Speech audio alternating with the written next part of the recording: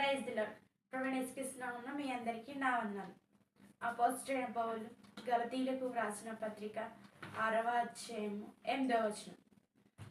ఎలయనగా శరీరేచ్ఛలను బట్టి విత్తువాడు శరీరము నుండి క్షయమయు పంట కోయును. ఆత్మను బట్టి విత్తువాడు ఆత్మ నుండి జీవమను పంట కోయును.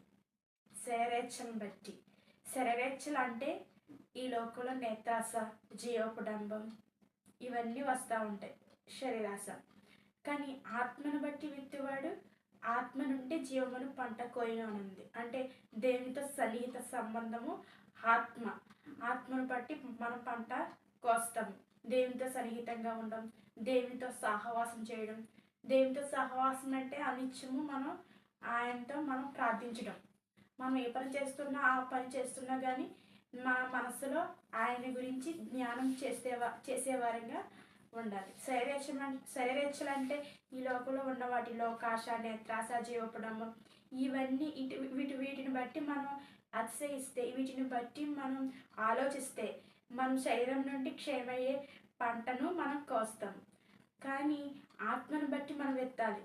దేవునితో సన్నిహిత సంబంధం కోరుకోవడం, దేవునితో అనిత్యము ఆయనకి మొరపెట్టడం, ఇలా ఈ రకంగా ఉంటే మనం ఆత్మ నుండి జీవమని పంటను కోసేవారంగా ఉంటాం. మనం ఈ లోకంలో బతుకుతున్నాం కదా, మనం ఏమి విత్తుతున్నామో ఒకసారి మనం అందరం ఆలోచన చేద్దాం. దానిపై లైన్లో ఉంటుంది కదా, మనుష్యుడా ఏమి విత్తినో ఆ పంటనే కోయను అని.